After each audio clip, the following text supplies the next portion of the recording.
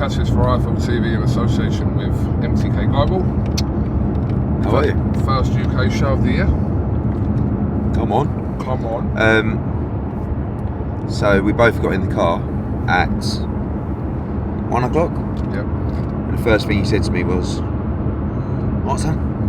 Quick 10 minutes." I said, "Oh, mate, let's just get a coffee first." Next thing, both Sparkoed. Now we're here. Now we're here indeed. Hour away from Sheffield. Big crowd tonight. Turner special one, 2020. First UK show of the year. Here we go. You've done about 8,000 in here, haven't you? Yeah, we'll have just under about 7,500. I think it's a fantastic effort, fantastic turnout. The truth is, actually, probably Kell Brook's last fight in the arena ever. Really? Yeah, because if he loses, he's going to retire. If he wins, he's going to have a monstrous fight. And I don't think he'll be in Sheffield Arena. So I think this is probably his last fight of his career at Sheffield Arena. It's been some good nights here, hasn't it? It's some great nights, and actually, Frotch will probably disagree with this, but the night Kell Brook fought Matthew Hatton was the first big night. War of the Roses. Yeah, it was the first big night we'd ever done. That did 9,000, and it was the first time we went to a big arena. We rolled the dice, it worked. The ratings all of a sudden trebled on Sky, and he was, the driving force behind that with Frotch and Darren Barker when we first started. What was that fight with Brook I went to? Raphael Jakowicz. That was at Hillsborough Leisure Centre. Yeah, no, that was at Ponds Forge. Ponds Forge, yes. Lovemore and Do was at Hillsborough Leisure Centre. Lovemore That and was, Do. I can't tell you. Actually, nights like that are good to remember because the feeling I got from that night, like that was my first real show on Sky. Hillsborough Leisure Centre holds about 1,300 people, but back then you just didn't sell out. You never sold out anything, and we sold out Hillsborough Leisure Centre. And Kell Brook lived like 200 yards from Hillsborough Leisure Centre, and he walked to the venue. And when we walked to the venue that night, before the doors had opened, they were queuing outside, and I was like filming it. I was probably only like 200 people in the queue. I was like, bloody hell! And I remember tweeting it, going, "Packed out tonight. Look at this." And I stood in the ring, and we played All of the Lights because that was the first time we played that song. And I was buzzing, mate. I was buzzing. And you have to remember moments like that because where it's gone to has been ridiculous. But that's, I can't tell you the feeling I got that night. I was just a little kid, really. I didn't know what the fuck I was doing, but all I knew was I had 1,300 people in the Hillsborough Leisure Centre. We had sausage rolls in the VIP and a couple of cold Coronas, mate, and I was buzzing. It's true though. It's just, I remember the VIP room. Like we started the VIP tickets for the first time. I said to my dad, "Dad, we've got to have a VIP area." "Yeah, we do that, son, with ringside." I said, No, I want wristbands, I want laminates, I want free drink for these people, separate areas to stand. And at Hillsborough Leisure Centre, the separate areas to stand was like overlooking the swimming baths. And just as you were chugging on your Corona, you get the old chlorine coming up your nose, So, yeah, good times, mate. Good times. Do you know the fight at Ponds Forge? That was the Jakowicz fight, yeah? That was the one after. That was Raphael Jakowicz. So you won't remember this, and I know you won't remember this, right? But I remember that the night of that fight, you kind of half offered me a job at Metron. Did you know that? I thought you said half offered you out. No, you half offered me a job to do your social media, yeah. Really? Yeah. Obviously, I'd probably had too many of those Coronas. All right, mate. But Just think what could have been. What could have been? There would have been no IFL. No IFL, yeah. I remember that night. And we'd probably be bankrupt. Yeah, them nights out. Yeah, huge card. I mean, there's how many fights you got on? We lost Hopi Price, so we got Callum Beardo and John Doherty. So this won't go out in time. Yes, it will go out. Oh no, because at 4:15 today, right, we have our Before the Bell show. So for people who don't know, we're pushing our Matchroom Boxing YouTube channel hard. Sorry, Coog, but we are. Yeah, all right. It's doing quite well. It's got 160,000 subscribers. It's not at your levels yet, but we're trying. That is actually really It's good. not bad, is it? No, but we've only really been going 6 months. Yeah. So we've created Off the Scales, which is the sort of weigh-in build-up show, The Last Word, which is before the final press conference, and Before the Bell, which is obviously on the fight day. 3 proper cheesy names. I'll come up with all of them, funnily enough. And we were doing them at like 1 o'clock. But we would always have 2 or 3 fights that weren't televised. Obviously, we talked Sky Sports into doing Facebook Live, which is great. But even before that, you know, you either see young prospects starting out, or sometimes you see a local ticket seller in a good fight. And we just sort of said to ourselves, we should be broadcasters. We've now got a YouTube channel that's doing really well. So now, before the bell has moved from like 1 p.m. to 4:15 p.m. So today you got Billy Joe Saunders and Ben Davison and others on the build-up show talking about the night, and then we go into John Doherty and Callum Beardo, and then we switch to Facebook Live for Dante Dixon, who's Billy Joe Saunders' young charge, and Anthony Tomlinson against Stuart Burt, final eliminator for the British title. Really good fight. So that's the Facebook. Then we go 7 p.m. We go Martin J. Ward against Amparo, a really strong Mexican, a good fight. Dave Allen against Dorian Darch. Kid Galahad against Claudio Marrero. It's a final eliminator for the IBF World title. Great fight. Terry Harper against Eva Wallstrom for the WBC World title. And then Kell Brook against Mark DeLuca. So, yeah, looking forward to it. Just a word on Dave Allen. I see a few people commenting and kind of questioning whether Dave Allen should actually even be fighting, considering what he's to put those people, to put their minds at rest. Yeah. The British Boxing Board of Control put up so many obstacles to get him back in the ring, and rightfully so. This isn't a dig at them. You know, I think Dave, he's probably sometimes, I think too honest is a harsh criticism, but you know what I mean? Yeah. He'll basically tell you everything on social media, and I think a lot of his comments sort of alerted the board, not just, you know, what happened to him physically in the David Price fight, but, you know, emotionally, mentally. And I think the board were probably thinking, you know, we'd probably rather he didn't fight. So he had to go for interviews. He's had brain scans, spine scans. Even, quite an amusing story is, he went for his eye test, and the optician made a mistake. Instead of putting 20/20, put 19/20, and the board refused it. So he had to go back and get another one.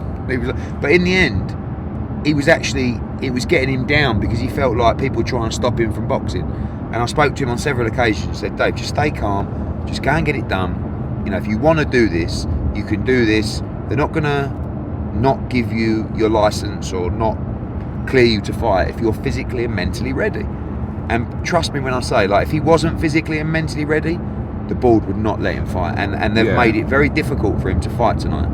But he's had to go through all these hoops. So the one thing I'm a bit worried about, the only thing I'm worried about with Dave Allen is he's telling me that he wants to get some rounds tonight and move around. I'm like, Dave, you're fighting Dorian Darch, who's basically just come up from Merthyr Tydfil for a couple of grand and a tear-up. So don't muck around, just have it with him. So we'll see what happens, but it's good to see him back in the ring. And I think anyone that watches him on social media really knows that boxing makes Dave Allen happy. And you should always do what makes you happy. Now, if it's physically or mentally detrimental to you, you shouldn't.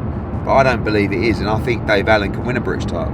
You know, you've got Dubois-Joyce fighting. The British title's going to free up at some point in 2020. Let Dave Allen try and become a British champion. We know he ain't going to be a world champion. He might not agree with me, but that's probably what it is the truth. He ain't going to win a world title, but he can win a British title, and that would be a great achievement for him. But you know, I like what he does in boxing. He's got those little group of fighters, isn't it? He's happy, and if someone's happy, you shouldn't take that away from him. I agree. Right, let's talk about you last night. Right, mate. Me last night? No, nothing like that. Do you know where I was last night? Go on. 10-pin bowling. With the kids? Yeah. What one? One in Braintree. Oh, right. Yeah. Mate, I really enjoyed it. Were you competing against your Oh, kids? do you know what? Really embarrassingly. So there was my daughter and one of her friends were there, and you know they've got the side things that go up. Yeah. But they put it down when it's my go. So after about 5 bowls or whatever it's called, I was behind, right? And I was like, and I pulled a couple of strikes out, and every time I was going to strike, I was like, get in! And you see like parents next to me going, all right, mate, calm down, you're playing with your kids. So I really enjoyed it, a little bit of 10-pin bowling. That's where I was last night. But you're probably going to ask me about the Adrian Broner tweet, so. Correct, yes. But can I just say, I do remember Adrian Broner posting out Was it an email that you'd sent him with private an and offer? confidential email. So basically, Adrian Broner and me were going to meet up in Miami, right, last week, and it didn't happen. So I didn't realise he was having this beef with Tevin on social media, with Devin, sorry, and he then messaged me saying, listen, give me 20 mil, I'll make 135 and fuck up Devin Haney. So I then sent it to Devin Haney and his dad Bill, and we were laughing. I just put, shall I post it, lol? And they come back and went, you've got to post it. And I thought, oh no. Because when he put out my private and confidential email,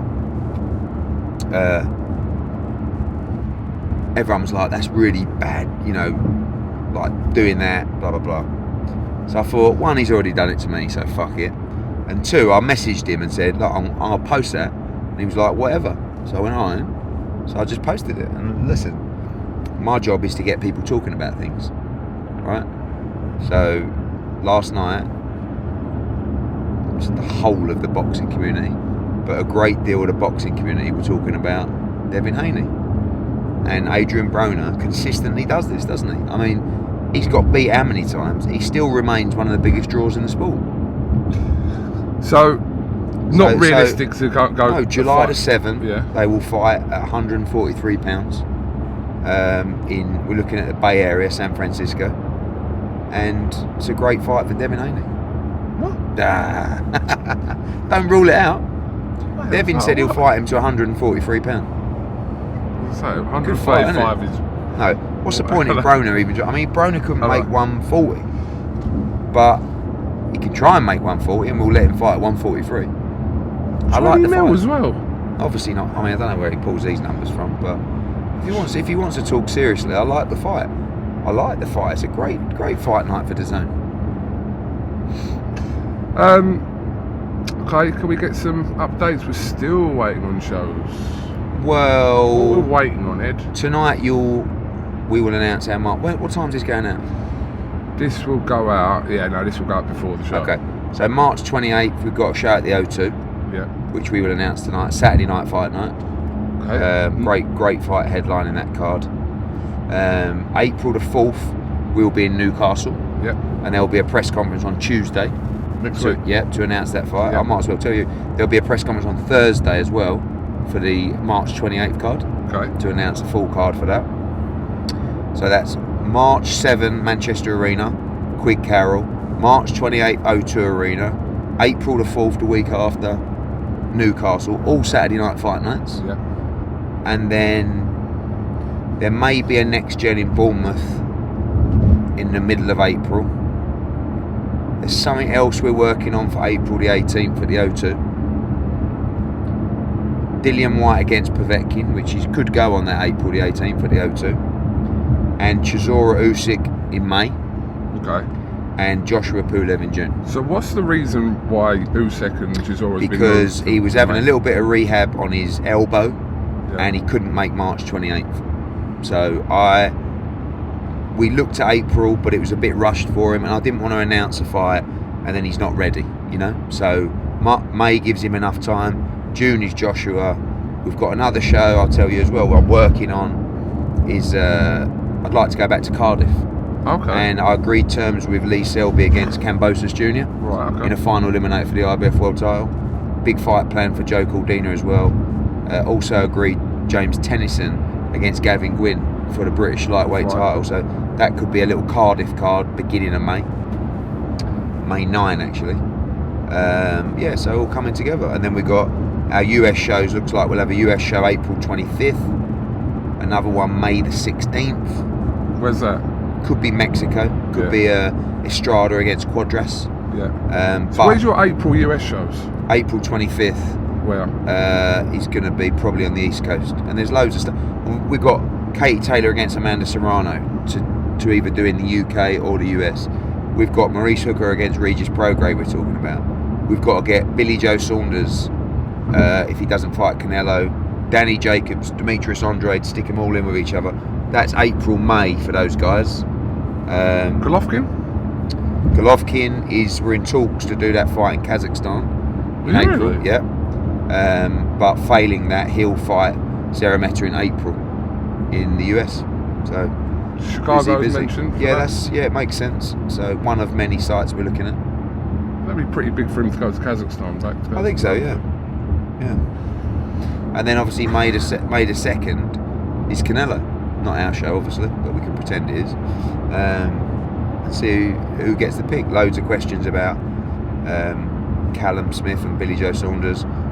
Are they the only two front runners? I doubt it. Well, who else is in the mix? I don't know. Well, you never know what's happening. Maybe Murata's back in the mix. Maybe there's talks with someone else. But I think there hasn't been any major negotiations for Callum or Billy, but it has been discussed, and we went back and said both guys are ready. So I think one of those two will get it. I do think that. So just give me the options for both of them fighters if they don't fight. For Callum Smith, if he doesn't fight Canelo, he will fight, and Billy Joe don't fight Canelo. I think he'll fight Billy Joe in a unification.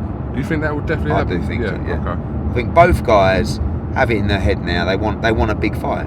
If not, I've got Danny Jacobs ready to fight Callum Smith as well. And also for Billy Joe, the Demetrius Andrade fight is there, ready to go. Obviously, same applies with Callum Smith. Same applies with Danny Jacobs as well. So they're not, they're both going to be in big fights. But obviously, they'd both like the Canelo Alvarez fight. It's like so when do you? Ticket. I mean, it's hard to say because you're dealing obviously with kind of waiting for Canelo's team. But when look, it's May the 2nd, so we draw a line under it when they decide their opponent. So there's not a lot you can do about it, but great to know they're both in the mix and they've both got a chance to land that fight, and hopefully one of them gets it. Dylan Whyte Povetkin. It is Povetkin, yeah? Yes. You can say it is. Yeah. Okay, so that could possibly be in May as well? Or not really? More likely April or very, very early May, but more likely April. Okay. And that is going to be in the UK? Yes. You're ruling out America? Yes, that is going to be in Manchester or in London. Okay. And then Usyk Chisora will be in London. Yeah. And AJ against Pulev will also be in London. Tottenham. Quite possibly. Okay. Or Arsenal if you want us to go there. As long as it's in the UK, mate, I don't care if it's in your back garden. Yeah. Well, Pulev's still got to agree, and I saw his comments the other night saying, slow down, deal ain't done yet. No, but we've pretty much agreed terms with Pulev. We've still got to, go through the process and get it all contracted, but we've had very positive conversations. Another conversation Thursday with Bob. They know the situation. It's very similar with Canelo Alvarez. You want to fight your corner and you want to make sure you get what you feel is fair, but ultimately you got to take the fight, haven't you? So Pulev's in a great position where he's found himself as IBF mandatory. He's going to make a lot of money. He's got a great deal, but we've got to fight him or we lose our belts, and it's a good heavyweight fight. Can you throw me in a date for that? June what can't you say? I can't say, I don't know yet, but I would say 13th, 20th or 27th. Cheers, Ed. Give you 3 out of 4. I eliminated one. Don't think it'll be June the 6th. It won't be the first week, no. Don't think so, it could be. Don't start moaning at me if it is June the 6th. So basically June, but you can't? It's not done yet, so a Saturday in June. A Saturday? Alright, I'll probably rule out the 27th as well. There you go. Alright. 13th or 20th. Yeah, but again, anything can happen. It's not done at Spurs, so we're with him on Monday. Oh yeah, big tins. Alright, so so much going on. It's like yes. You saw Miller's comments to you the other day. What did you think? Calling you a fraud and disrespectful. Is there anything more fraudulent than taking performance-enhancing drugs to try and win a sporting event? Is there anything more disrespectful? This is a guy who abused Anthony Joshua's family, basically, and stuck it on him face to face and told him all these things he's going to do, and he couldn't bring himself to try and do that fair and square. So he had to stick things in his bottom. So My beef, it ain't even a beef with I like Jarrell Miller, but he keeps piping up because he needs the profile. So sadly, we get to a stage where he's got to try and actually call me out to get a little bit of profile. But I don't, we've been around here a million times, but don't call me disrespectful and a fraud when you've just injected things inside you to try and give you a better chance to beat another man in sport. I mean, the way I was brought up, which was obviously exceptionally well, but what was always, you don't cheat. You do not cheat in sport. That's the one thing you don't do is cheat in sport. And I'd get a right clip round the ear hole if I cheated in sport. So for me, what he did was unacceptable. But that's amplified because he did it to Anthony Joshua, who I class as a very good friend. But it's the way it played out. If he would have come out and it would have been a quiet presser and he wouldn't sue him. This is a guy who came out, like I said, said things about AJ and his family. This is a guy who accused Anthony Joshua of cheating. Went straight back into camp and cheated. So, but I genuinely wish Jarrell all the best. I like the guy, and I'm only responding to this in this way because he called me a fraud and disrespectful. I mean, very strange. But your thing with Miller is personal, isn't it? You can't say it's not, because obviously... Yeah, it's a bit personal. Do you know why? Because I really, and it's not even about the money. I invested in that guy, I backed that guy, and I believed in that guy. And I gave him the opportunity to fight AJ for a lot of money. And he said all these things, and, and it was just the way it happened. It weren't like just took something over a counter and, there's three tests. Again, I ain't getting into it again. He's done. I wish him all the best for his career. But, in this way, he didn't want to sign with anyone else. He just wanted to sign with me and DAZN. I couldn't do it. Moving on to Andy Ruiz. His post the other day, kind of having a dig at Dylan. Yeah, it's strange. I mean, look, strange. It's very strange because you made the offer, yeah? Dylan Whyte didn't want any smoke. I mean, if there's anyone who don't want smoke, it ain't Dylan Whyte. But more importantly, why wouldn't we want smoke when we made 2 offers? They didn't approach us about the fight. We just went, out of nowhere, we said we want to fight Andy Ruiz. Made them 1 offer for the UK. Wasn't enough. I understand it wasn't enough because I know what I paid him for the last 2 fights. Then we made him a nice juicy offer for the States that got their attention, but they never come back. So, I don't know. Yeah, I loved Dylan's response. Typical Dylan. Yeah. But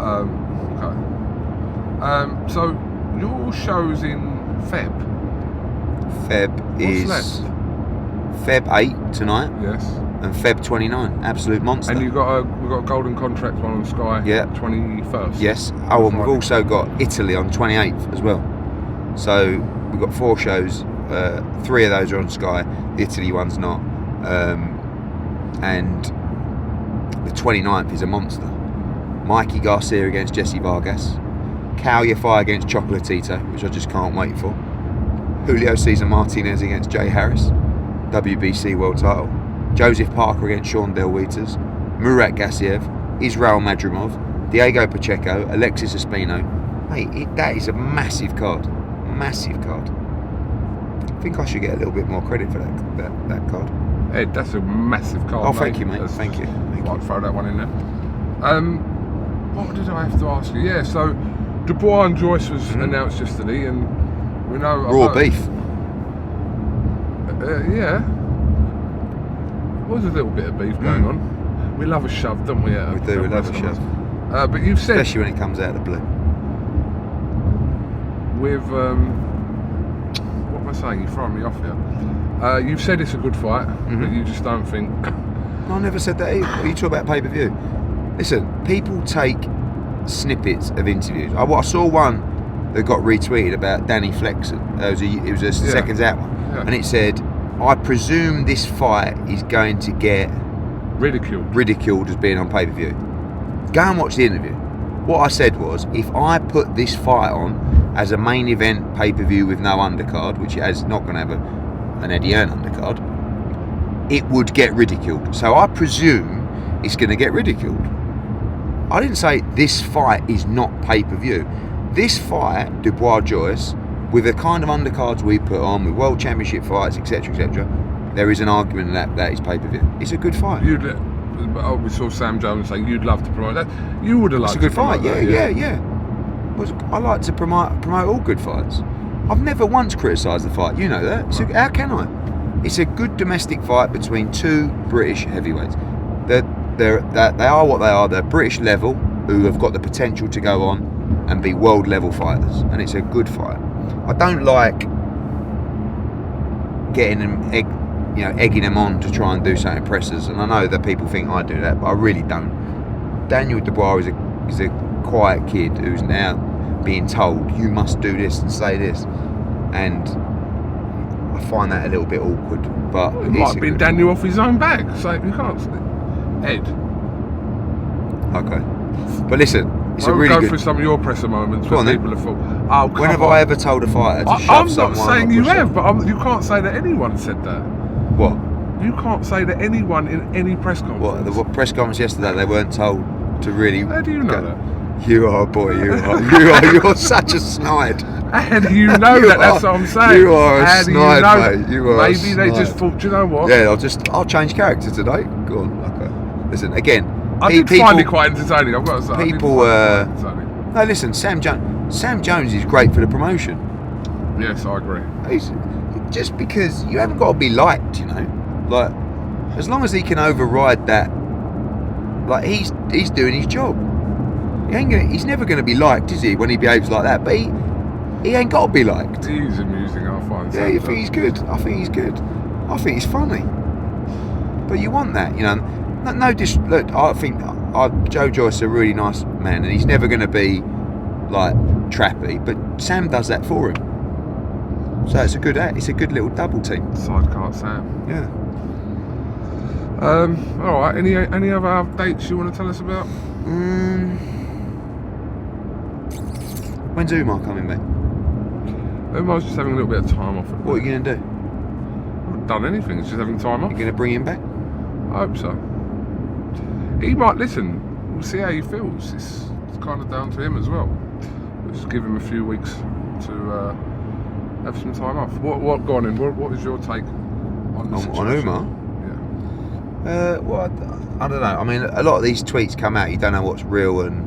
No, a lot of them have been manipulated. Yeah, I mean, I saw the ones that he did own up to, which, you know, is mainly the Liverpool stuff and stuff like that, and that's a very, very sensitive subject. I mean, look, you remember the stuff with O'Hara ages ago, where I had to, you know, fall out of O'Hara because of what he said about it.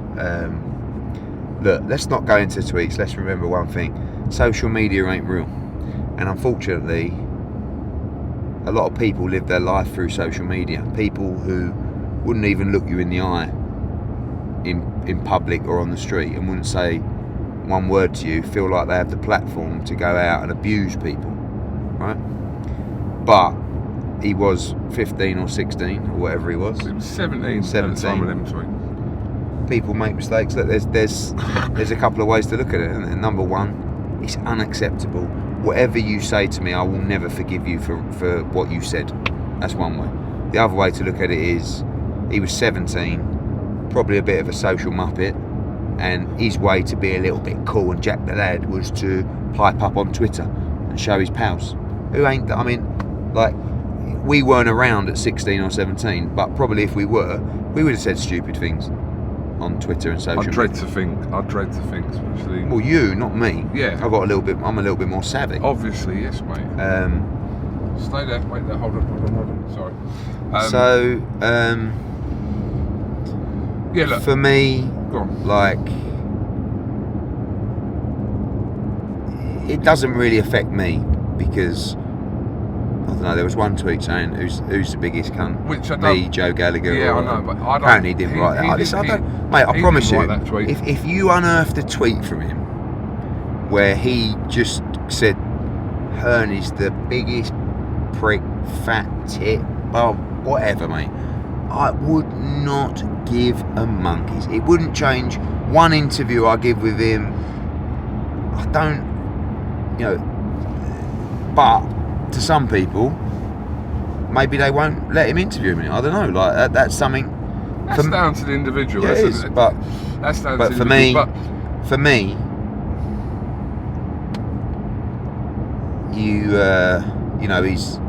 he's committed. It's that crime, but he's done what he's done. He's massively. Well, he's paying the price for it now because he's suspended, he's out. But more importantly, the price you pay on a social level is much more difficult. Do you know what I mean? So, I do feel a little bit for him in that respect. But unfortunately, he said some things that he shouldn't have done, and now he's in a position of profile. Things like that get unearthed, and that is the way of the world. It is what it is. I think he's apologised. Live and let live, probably my way of thinking about it. But again, he's not said something that's really offended me. So it's easier for me to go, don't worry about it. He's paid the price. He's had loads of stick himself. He was 17. Slap him on the wrist and let's get him back. But I understand people who are more emotionally and may personally involved with those kind of comments that might find different. Listen, the tweets were horrendous. He has apologised. There's not really a lot more he can do. I think he has apologised. I think the more shocking thing is you wouldn't really expect that from him. No.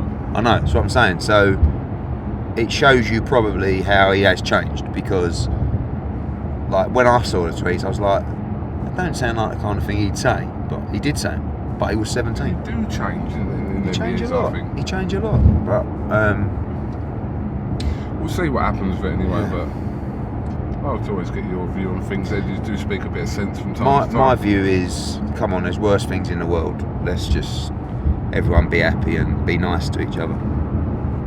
But he wasn't nice to people, and he's paying the price. But in general, it's just just be nice. Like, do you know one thing that I fucking hate more than anything is people that are rude to people in like restaurants. Do you know what I mean?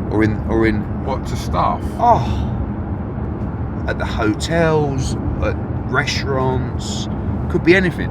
In service? Yes, in service industry. That is my pet hate. I think that is the most disgusting mannerism of any individual. I would agree with this. Excuse me, where's my drink? Excuse me, and it's like the hand gestures. What is this? What is this? That drives me fucking mad. Rudeness. There is no excuse for rudeness. Have you never gone to caviar's too? No. There wasn't. The other day, the caviar came out, and it was. I'll be honest with you. It just, it didn't have its normal ripeness. And I said to the man, Tarquin, the caviar's all over the gaff, old boy. No, but I hate it. I hate it. There's no excuse for that. How are we getting on, Drive? Half an hour left. Fucking hurry up, mate.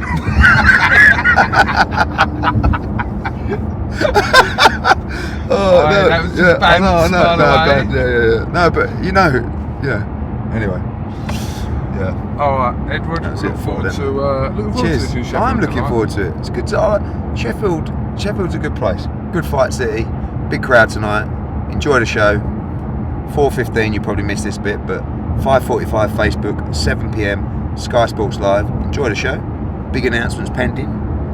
Get your popcorn ready. It's got to be a peng here, isn't it? Penting, bruv. Yeah, thank you very much. Gold Star Promotions is proud to present Floyd Money Mayweather. The man himself is coming to the UK for his UK tour, February and March 2020. For all info and tickets, goldstarpromotions.co.uk.